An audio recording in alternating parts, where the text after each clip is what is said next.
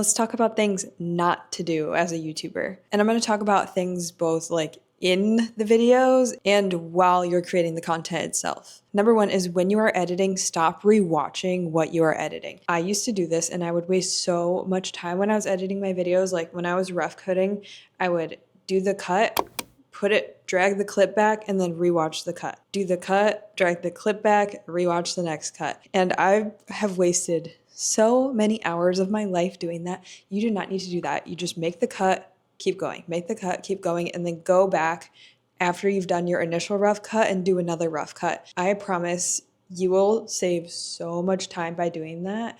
You don't need to rewatch everything you just did. The next thing is asking your audience to subscribe in the first 30 seconds or even like the first half of the video. If they're a new viewer, they don't even know who you are yet. And also, like, this is YouTube. They know to subscribe to you. Like, if you are going to ask people to subscribe, ask them at the end because they're already invested in you. They already like you enough that they stuck around until the end of your video, and they're more likely to subscribe at that point anyways. But people already understand when they're on YouTube that that's what they do these days. So avoid doing that in the first half of your video. Also, stop doing long intros, both verbally and with graphics. Don't spend 20 seconds saying, "Hello, welcome to my channel. On this channel, we talk about personal development and growing your YouTube channel. If that is interesting to you, please stick around and consider subscribing." Don't do that. Look at you. You're already bored. You're already bored of what I just said, right? So they should be able to tell what your channel is about from your bio, like your header. The branding of your channel should speak for what it's about and the content itself.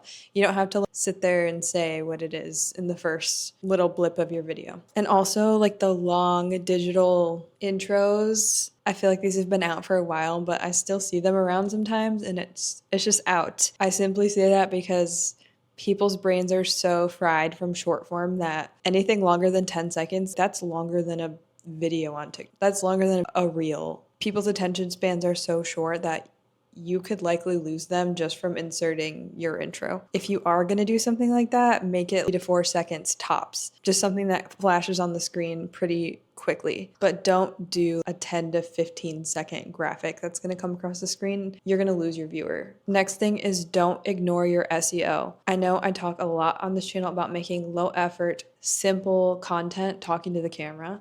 And I think it's great. I think the concept is great because it gets you creating more. And I love this style of content. That's why I am making it and it's why I consume it. Like, it's cool. If you guys are making content like this, even with these types of videos, you still need to take into account your SEO and still use SEO optimization tactics to tell YouTube what your video is about so it knows who to show your video to. My YouTube pre-upload checklist is linked in the description if you guys want to check it out. But this step is like really important for the success of your YouTube video, especially if the video itself was just like a low effort talking head style video. This could be the difference between your video being seen versus it dying. And this could literally change the entire dynamic of your channel. The next thing is not promoting your YouTube videos outside of YouTube, especially if you're just starting out. You can accelerate your growth by not solely relying on YouTube's algorithm to promote. You can make content that kind of corrals people from other platforms to go to your YouTube videos. And I'm not saying get on TikTok and be like, "Hey, go to my YouTube channel. I just posted a new video." Like, nobody's gonna watch that. But you could make a short TikTok related to your topic and just like throw in there, "I go more into depth on this topic in my latest YouTube video, but da da da da da." Just keep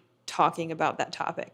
Just kind of like sprinkle in there that you have a YouTube channel. I feel like just doing that alone creates curiosity just to go like look at your page. Like, I'm gonna go look at your page and see what's up. I've even done this with like a simple cute TikTok of my laptop and just hitting play on my laptop. I'll put it on the screen. And it was just showing like an intro that I was proud of that I really liked. And people went to my channel just from that video. And if you make short form content about your content, you can take that content. You can take those videos and put them into YouTube Shorts and also tag them at the bottom of the YouTube short. And you can also then corral people off of the YouTube Shorts feed into your long form videos. And the last thing I'm going to talk about is if your video is performing badly after you upload it, don't just sit there and watch it tank and be like, "Oh man, I just put all this time in. That sucks. It's not doing good." Don't do that.